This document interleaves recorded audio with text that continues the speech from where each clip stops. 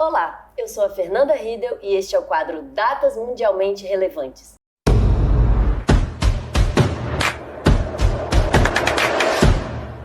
No nosso segundo episódio, eu trouxe um convidado muito especial e nós vamos falar sobre o dia 26 de abril, que é o Dia Mundial da Propriedade Intelectual. Gente, a propriedade intelectual está presente no nosso dia a dia de formas que a gente nem imagina. Ela está presente no nosso carro, na nossa casa, quando a gente faz uma receita, enfim, em tudo. O meu convidado de hoje é uma pessoa muito especial. Ele é professor universitário, Dr. Paulo Palhares. Tudo bem? Seja bem-vindo. Tudo bem, Fernanda. É um prazer poder falar sobre a propriedade intelectual, para a gente tentar entender um pouco como funcionam, né, as ideias, as marcas, como funciona o nosso dia a dia, quando a gente vai no shopping, quando a gente dirige nosso carro. Exatamente. O que seria uma patente, doutor? Uma patente é um direito que o Estado confere a uma pessoa que inventou uma coisa nova ou que melhorou uma coisa que já era existente. Então, quando eu tenho um ato inventivo, eu posso levar esse ato inventivo para ser registrado lá no NPI e, a partir daí, eu ter a exclusividade da exploração desse meu invento. Então, se existe um cientista, um pesquisador, um engenheiro que desenvolve um produto novo, ele pode buscar uma proteção para que só ele, durante 20 anos, explore esse produto. E responde para a gente, o que pode e o que não pode ser patenteado, de forma geral? Bom, as patentes elas devem recair sobre produtos de ordem prática, né? E não sobre ideias, sobre conceitos. Então, se alguém desenvolve um produto e consegue desenvolver esse produto ao ponto dele funcionar, esse produto pode ser efetivamente patenteado. Enquanto ele for somente uma ideia, uma boa ideia que seja, ele não vai poder obter a patente ainda. Sim. Quais são as formas de assegurar que a pessoa que faz a patente vai poder ter esse benefício por esse tempo que o senhor falou? Bom, quando a gente desenvolve esse produto precisa de três aplicações ou três características. Uma é a aplicação industrial, ele precisa ser um produto que possa ser produzido, possa ser fabricado. Ele precisa ser um produto novo. Sim. E ele precisa ser um produto original. O que isso significa? Que ele não existia antes e que ele não era usado antes, ele não era conhecido no mundo. Então, no momento em que você tem esse produto, você deve buscar o NPI, junto com a assistência técnica, se você precisar de um engenheiro, de um especialista, para que você faça um projeto e esse projeto seja apresentado ao Instituto Nacional da Propriedade Industrial. Lá o seu pedido será analisado e, se verificadas essas três características, você vai ganhar a carta patente, que vai te permitir explorar este produto de forma exclusiva durante um período de 20 anos, se você inventou uma coisa nova. Se você melhorou uma coisa existente, que é o que a gente chama de modelo de utilidade, sim, essa proteção vai ser de 15 anos. E nesse período só você vai poder ser o fabricante. Depois desse período é que os seus concorrentes poderão fabricar produtos similares com a mesma tecnologia. Legal. Eu tenho uma curiosidade. O INPI, ele confere a proteção no território nacional, né? Mas existem tratados, né? Existe todo um sistema internacional de proteção, porque às vezes o cara inventou lá na Bulgária e aqui o cara está fazendo, não sabe. E já existem formas de assegurar que a sua patente vai ser protegida mundialmente. Fala um pouquinho sobre isso com a gente também, por favor. De fato, a propriedade intelectual ela é orientada não só pela legislação nacional, mas como por tratados, por convenções que abarcam centenas de países, literalmente. Uhum. Essas convenções, as mais conhecidas são a Convenção de Paris, a Convenção da União de Paris, sim, que trata e orienta os países a como fazer as patentes. Você tem a Convenção também de Berna, que trata dos direitos os direitos autorais, né, o direito dos livros, dos filmes, sim, das músicas. E você tem outros tratados, como o Tratado de Madrid, que te permite, dentro desse tratado, fazer um pedido, por exemplo, no Brasil e ele obter proteção na Espanha, nos Estados Unidos, de forma simultânea. Você seleciona ali e quais aí países. Você escolhe quais que você quer aquela proteção. Exato. Né? E aí isso vai ter um custo, né, para quem está pedindo, mas você de fato consegue essa proteção, ainda que você ainda não tenha feito o seu pedido neste país. Pessoal, as patentes estão em tudo que a gente vê hoje em dia. Como um caso muito polêmico, temos a questão das cápsulas e da patente dos remédios. Professor, fala um pouquinho sobre essas duas situações. Bom, primeiro falar um pouco das cápsulas de café, né? Que a gente tinha uma empresa que era detentora da patente e, portanto, ela trouxe essa inovação para o mercado e a patente dela garantiu que ela explorasse isso com exclusividade durante o período de vigência da patente, que é de 20 anos. A partir do momento em que essa patente perdeu a sua vigência, ou seja, passou esse prazo, os concorrentes começaram a fabricar cápsulas do mesmo formato, com a mesma funcionalidade. E é por isso que a gente hoje, quando vai ao mercado, a gente consegue ver várias marcas diferentes produzindo aquelas cápsulas tão populares de café. Interessante. O outro exemplo que a gente pode pensar é sobre as patentes sobre os medicamentos, sobre os remédios. Isso é muito importante. Que também tem um prazo de validade, também tem um prazo de vigência, e que após esse prazo de vigência, os outros laboratórios começam a fabricar esse medicamento, e aí por isso você tem o mesmo princípio ativo com vários fabricantes. O genérico, né? O genérico, né? Quando a gente vai na farmácia e encontra um medicamento genérico, você na verdade pode ter duas situações. Ou aquela patente expirou, ou aquela patente foi licenciada pela fabricante ou mesmo pelos governos. Porque a legislação tem uma previsão que é popularmente conhecida como a quebra da patente. O que é a quebra da patente? Uma patente está vigente, o seu titular tem o direito de explorar essa patente de forma exclusiva, mas por uma necessidade pública, um interesse público, uma emergência de saúde, essa patente pode ser relativizada. Então, o valor que o dono da patente cobra vai ser renegociado em um primeiro momento com aquele estado, com aquele governo que tem o interesse em fazer essa licença compulsória. Para a população, que é muito grande, né? Para então, poder para eles é interessante também, é um público enorme. Para poder atender um público maior. Uhum. Foi o que aconteceu, por exemplo, lá na década de 90, com um dos remédios do coquetel da AIDS, em que para fazer uma política pública de saúde, o governo ia gastar muito.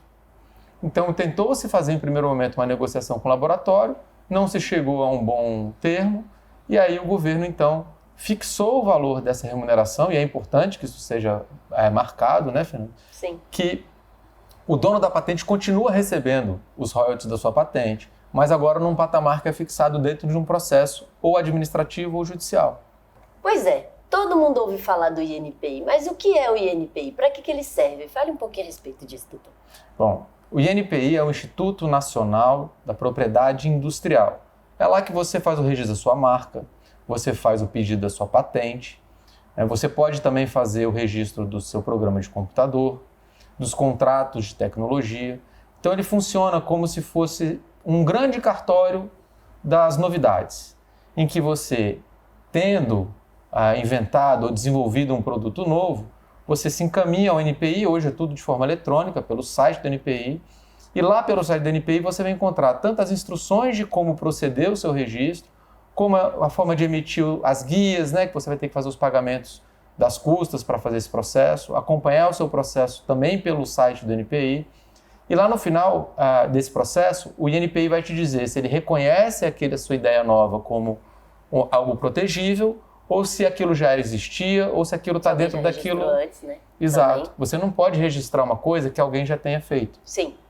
Então o INPI faz essa verificação também para proteger o próprio inventor, para que outras pessoas não inventem ou digam que inventaram uma coisa que já existia. E você pode fazer uma pesquisa prévia para saber se aquilo que você pretende registrar já não existe de fato, para evitar também, né? Especialmente com as marcas. Sim. Então uma coisa que a gente sempre fala é, você tem uma marca, você tem ideia de registrar a sua marca, antes de você desenvolver o seu logotipo, antes de você investir nessa marca, vá lá no INPI, busca, tem uma parte de busca de marcas lá e você vê se essa marca já existe.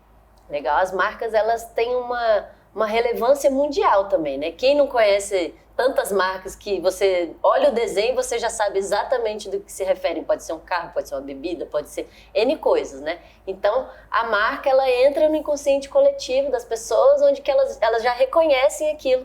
E isso também está atrelado com a importância no dia a dia que a gente havia falado, né? A marca atribui valor aos produtos, né? E na verdade, a marca atribui até sentimentos aos produtos. Você vê um produto de uma determinada marca, você se identifica com ele. Você sabe que aquele produto tem certas características que são as que você gosta. E aí é claro, né? Você tem marcas que têm uma proteção mais ampla, porque são mundialmente conhecidas, e você tem marcas que são protegidas somente lá nos seus nichos de atuação. E em âmbito regional também. Em âmbito nacional, e outras têm... Regional que eu quis dizer é maiores. Algumas marcas têm proteção no âmbito nacional e outras têm proteção internacional. Pois é, para além das marcas, temos também a noção, o conceito de indicação geográfica. O que significa, doutor, indicação geográfica? Para que serve? A indicação geográfica de origem, ela como o próprio nome diz, ela é um indicativo de onde aquele produto veio, de que região aquele produto veio. A marca indica quem é o fabricante, a origem quanto ao fabricante. A indicação geográfica quanto à localidade. Porque a gente conhece muitos produtos que, vindo de uma determinada localidade, ele tem certas características que são do gosto do consumidor. Sim. Como a gente pode mencionar os vinhos, os espumantes, os queijos, que tem, a partir do momento em que você tem um reconhecimento de que aquele, por exemplo, aquele queijo da canastra, que é um patrimônio cultural do Brasil.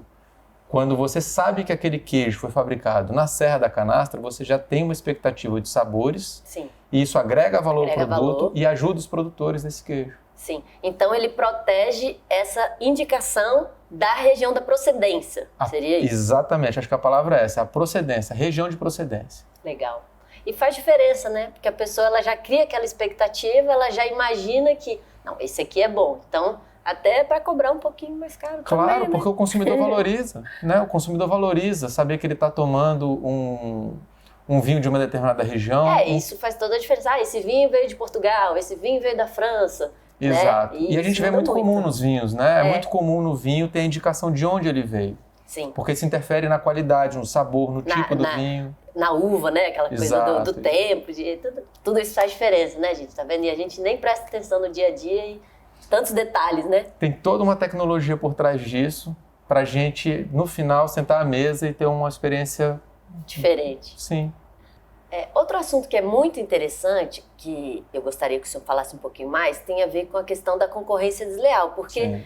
muitas vezes há desrespeito das marcas, das patentes, e como que ficaria a punição, essas coisas? Fala um pouquinho sobre isso. Bom, dentro do conceito de concorrência desleal, a gente tem uma ideia de que alguém está se aproveitando do desenvolvimento de uma marca, de um conhecimento pelo público, ou está fazendo com que, por exemplo, o empregado do concorrente se comporte de uma forma errada. Isso é combatido pela Lei de Propriedade Intelectual. Legal.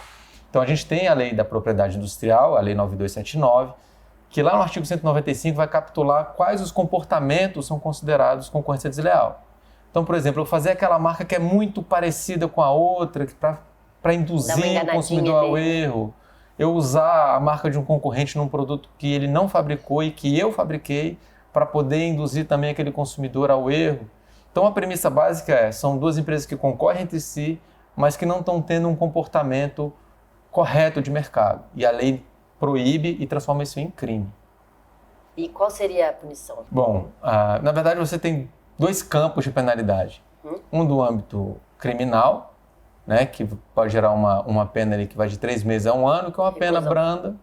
É uma pena branda, pode ser convertida em multa. Sim.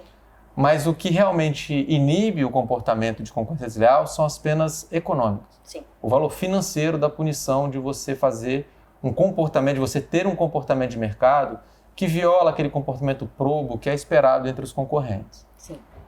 Porque a concorrência é natural que os seres humanos concorram entre si, mas deve haver regras para que não fique uma coisa não só desleal, mas antiética, né? Então, nesse sentido, a lei também protege para que não hajam comportamentos inadequados nesse sentido. A gente tem que ter uma concorrência. A concorrência, eu costumo dizer, quando eu estou dando aula para os meus alunos, que a concorrência é sempre agredir o seu concorrente. Você vai sempre tentar avançar sobre os consumidores dele. Mas o que a lei quer é que você avance de uma forma positiva, por atração. E não porque você não ataca... Não chutar a canela, né? Não porque fair você play. chuta a canela dele. No futebol, né? Exatamente. É o fair play. É o mesmo conceito. Sim. É uma concorrência, é uma disputa, mas ela tem que ser justa e ela carrega valores que são da sociedade. Sim. De você não enganar as pessoas, de você não trapacear, de você não fingir fingir ser quem você não é. Ou querer pegar carona no que o outro já fez de bom para se beneficiar, sendo que, peraí também, Exatamente, isso tem limites. Né? Exato. E sobre os contratos de tecnologia? Como que funciona a proteção conferida a esses contratos que são complexos, né? Os contratos de tecnologia, até para que a gente possa entender, Fernanda, o que a gente fala quando fala de contrato de tecnologia, a gente está falando desde o contrato que licencia uma patente para funcionar no Brasil, como a gente está falando do contrato da franquia que funciona na vizinhança, que envolve marca, envolve um conhecimento de como as coisas são feitas. Esses contratos, eles carregam em si um grau de sigilo, né, porque os contratantes não querem expor estes contratos a todas as pessoas. Sim. E nesse caso, a NPI funciona de forma muito semelhante a um cartório.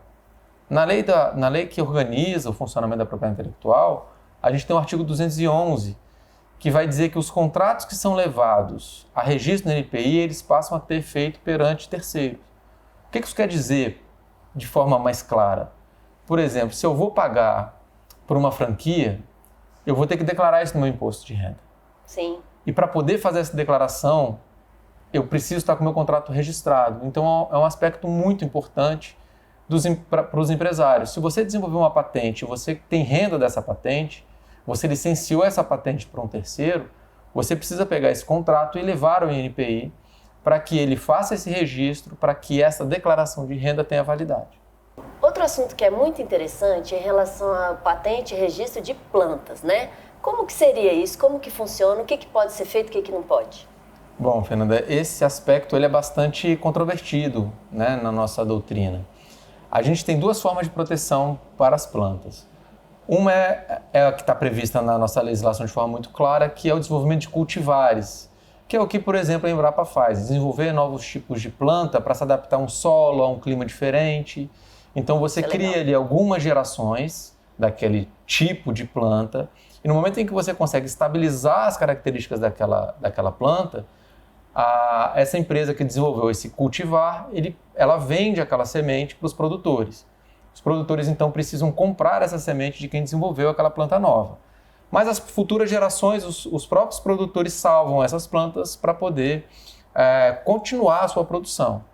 A gente tem no Brasil, e com decisões judiciais, decisões administrativas nesse sentido, a possibilidade de você, de uma forma indireta, conseguir a patente sobre a planta.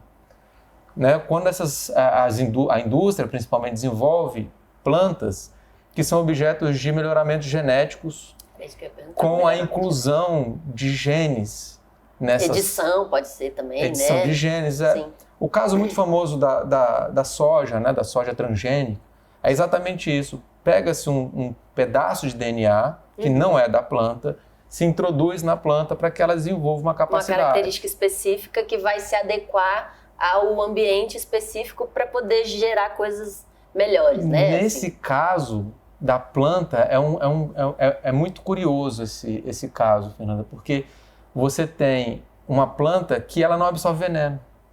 Essa é a melhoria da planta. Sim. Então você pode aplicar uma quantidade maior de veneno, o veneno vai matar as outras plantas, mas ela vai crescer sozinha. Então você acaba aumentando a produtividade quando você trata de quantidade de plantas daquela que você escolheu como se desenvolver naquele pedaço de terra.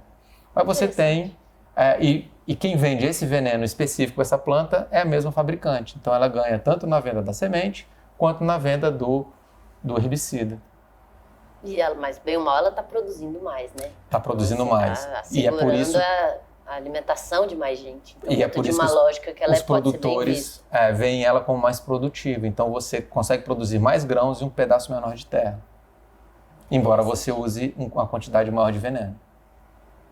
Então é sempre um jogo de troca, um jogo de equilíbrio. Pois é, pessoal, o Dia Mundial da Propriedade Intelectual, dia 26 de abril, nós falamos aqui sobre diversos assuntos que são importantíssimos para a sociedade, como patentes, marcas, indicações geográficas. Professor, fala um pouquinho mais sobre o impacto de tudo isso na economia nacional e na economia dos países. Bom, a propriedade intelectual ela é um instrumento muito importante de organização da economia, de criar um ambiente em que as pessoas sabem o que elas podem investir para poder ter um retorno, elas sabem o que elas podem desenvolver em relação à sua marca, se vale a pena ela desenvolver aquela marca. Sim. Você consegue agregar valor para esses produtos que a gente deu o exemplo, né, da denominação de origem. Sim. Então isso gera riqueza para as famílias, isso gera riqueza para as pessoas. E a gente, aproveitando a data, procurar conscientizar as pessoas que isso pode trazer benefícios para que elas procurem se inteirar desse assunto, procurem entender melhor como funciona o INPI e as facilidades que a lei traz para os pequenos produtores, às grandes indústrias.